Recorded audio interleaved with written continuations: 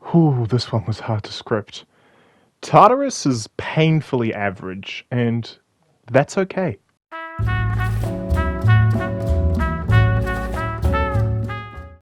Tartarus is a game that doesn't really develop after its first hour, and that's not a bad thing. It just means that this game stays at a constant plateau of enjoyment, instead of rising with the game's progression. I'll be completely upfront. I got all the way to the final boss before getting hard stuck, and I gave it a college try. I have 5 attempts on record and another 11 I don't. So while I don't have the full scope of the game, I'm pretty damn close to it. So let's shake things up. The story is basic, and I can get away with literally not mentioning it, apart from one specific point that I will mention later. So let's kick things off with the cast.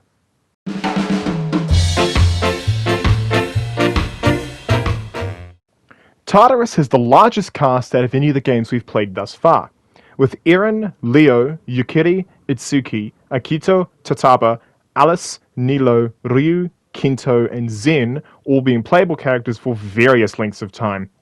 My opinion on these characters vary, but the cast is Tartarus' strongest aspect easily. Eren's position as the protagonist of the story is weird, because this game follows in Persona's footsteps and lets you rename the protagonist, but doesn't really go full force with that fact, keeping his name in the status menu as Y/N instead of just showing the surnames. I'm not upset with Eren's existence, but as the protagonist, he's easily the most bland of the lot, with the least amount of unique dialogue interactions to bring to the table. He also holds my least favourite mechanic in the game, but we'll get back to that later.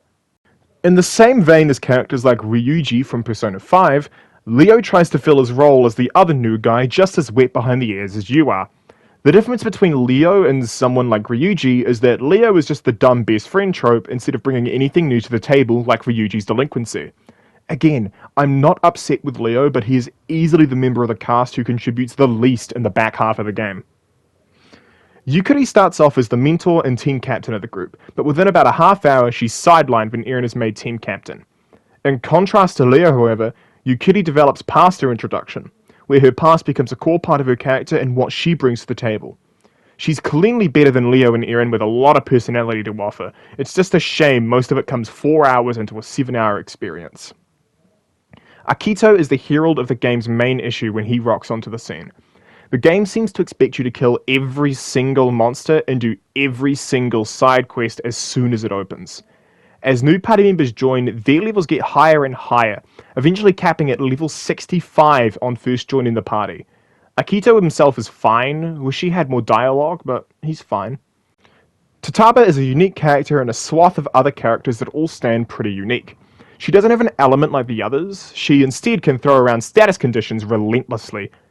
However, she is the character I ended up using the least because the statuses I actually wanted to inflict were easier to inflict in other ways.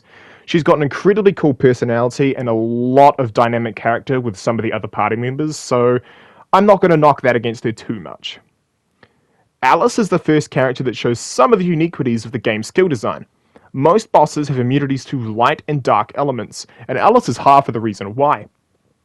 Her light element attacks have low accuracy, but if they hit, it's an instant KO for the enemy. Having both group healing and revives on hand, she also serves as a healer when she isn't spamming off light spells, minimizing the amount of healing items you'll need to purchase. Nilo is my favorite character from the cast because she is such a damn cool character. She forms the other reason why bosses have dark immunity, as her dark skills also instantly kill enemies if they hit. She also has a doomed Yuri with one of the other characters, and unlike Alice, who is pretty much solely a healer, Nilo carves a niche during boss fights as shooting out huge swaths of damage with her pistol skills is incredibly useful in a scuffle. Ryu is what I call a ghost character.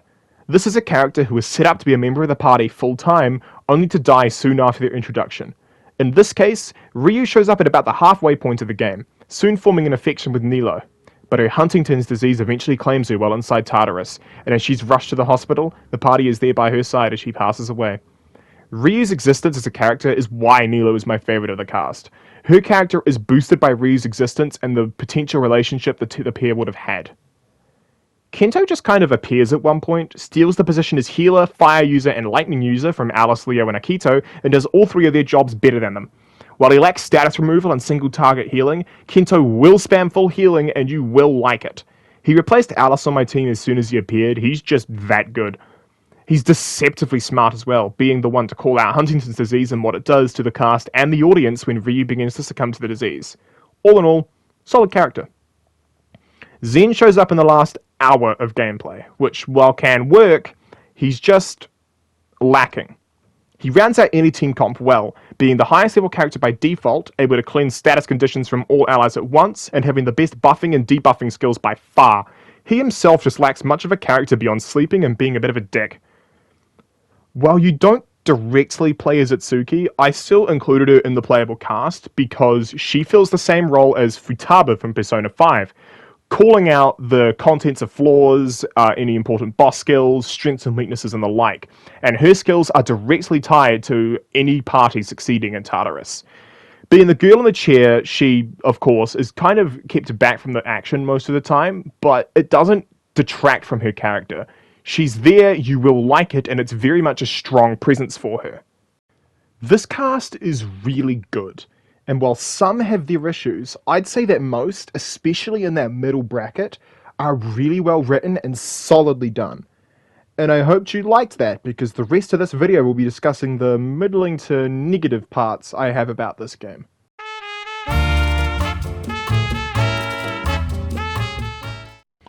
So, I have one enormous complaint that actually ended all 16 of my attempts at the final fight.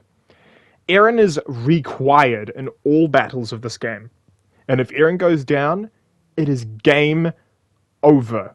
So you have to keep Eren alive at all times, or else you're back to your last save.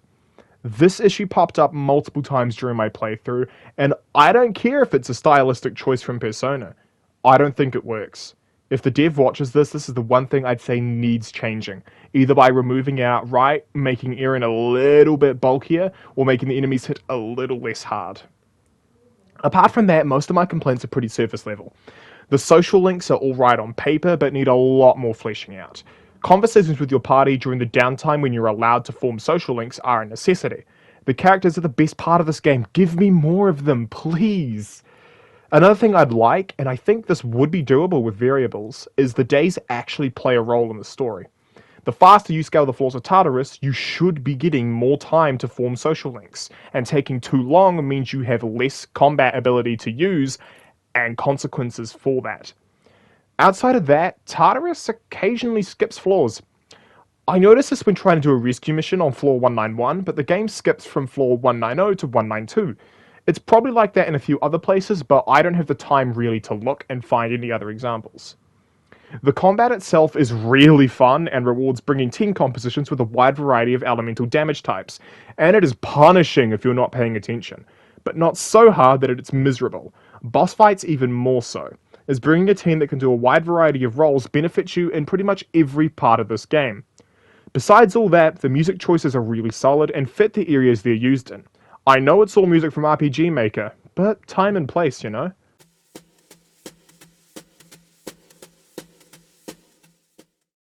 Tartarus' biggest flaw is simply that the only thing that changes throughout the game is the cast. This game needs something else. A secondary antagonist, other towers to explore. Hell, bring the primary antagonist in earlier. Anything would benefit this game. It maintains the status quo for too long and is punished by it for everything being rushed in the final hour. The other big thing I'd change, despite how I do think it is well done now, is Ryu and Nillo's relationship. Either bring Ryu in earlier, around the same time as Akito, or let Ryu live through the main game. Let Ryu and Nillo become an item, and then have Ryu be the tragic loss at the end of the game. Despite everything, I did enjoy this game. But this will be the shortest of my reviews simply because there's nothing to talk about.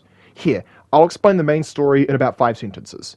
Assemble the party, climb Tartarus, kill the Guardians, get to the roof, save the world. That is it. There's good bones of a story here, but it needs more added onto those bones to make a good story that can stand with its contemporaries. Hell, with all things considered, I do think this game has the grounds to be really, really good and a really good Persona fan game. It just needs to have another coat of paint go over it and make sure that everything is ironed out. Have someone come on dedicated to giving social links conversations. Develop your characters even more outside of them. Yukiri would be perfect to have conversations outside in those social links, but because she doesn't, all of her lore has to be dumped like non-ceremoniously in front of you in the last like few bits. The Guardians themselves are also really good, but it's such a shame that there's only 5 Guardian fights and they go fast.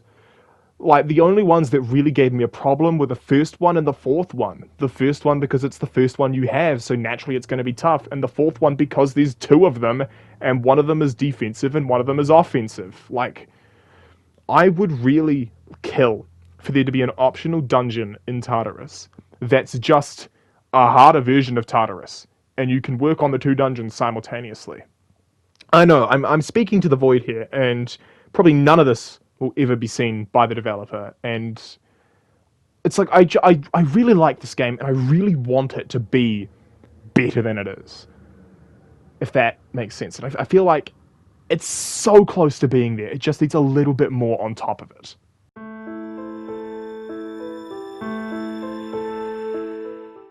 We know how this goes by now. Story, combat, character, exploration, enjoyability. Rank it from 1 to 5, my own opinions, let's go. The story is nothing but hollow bones. I don't hate the story or what it's trying to tell, but it needs more added to it. So with that in mind, Tartarus gets a score of 2 out of 5 for its story. The combat is solid. If there's any aspect of this game I'd consider second to its characters, it's the combat. It's dynamic, flexible, and every character can do physical or magical damage, no matter how poorly they do at it. Which means that this game really should have had more enemies counter physical or magic attacks, but whatever. This game gets a 4 out of 5 for combat. It gets a little bloated in the places with the skills the cast get towards the end, but doesn't drag it down too much. The characters are good, and aside from Leo and Eren, they're all really solidly written and dynamic with their actions. Special shoutouts to Nilo, Alice, and Kento. Those 3 were easily my favorites of the bunch, just from watching them interact with other characters. Character gets a 4 out of 5 as well. The exploration is rough to rank. Tartarus has 240 floors that seem to be generated from the dungeon generator in the engine, and if you're not in the dungeon, you're in one of the areas allocated for shops. This game's exploration is at its best when you're at the one-off areas. The school, clock tower, and hospital are gorgeous areas to poke around in, and it makes Tartarus itself feel empty because of it. So I'll give Tartarus a score of 3 out of 5 for its exploration.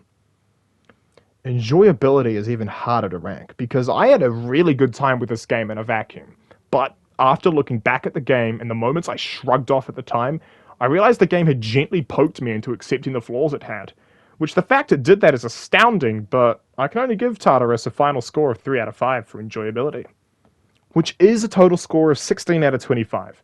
Tartarus is narrowly behind the other games, and I believe that if the dev were to go back to this game and give it a touch-up, it'd be so much better.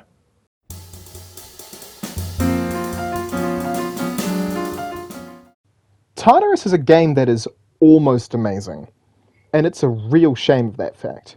Because of some fleshed out aspects, this game could be up there with Ichika Descending and Demon King Defiance, but the bare-bones story and lack of character outside of story cutscenes really hold it back. There's now a playlist for these reviews, and I've dubbed the first few videos, from Creature Hunter G's first review to its inevitable second review, as a Season 1 of sorts, just to keep things making sense in my head. The other thing of note is, of course, the next video, where I'll finally be giving Quest of Erendia its own time on the stage to see how it truly works. So watch the space. I also want to thank people for actually watching these.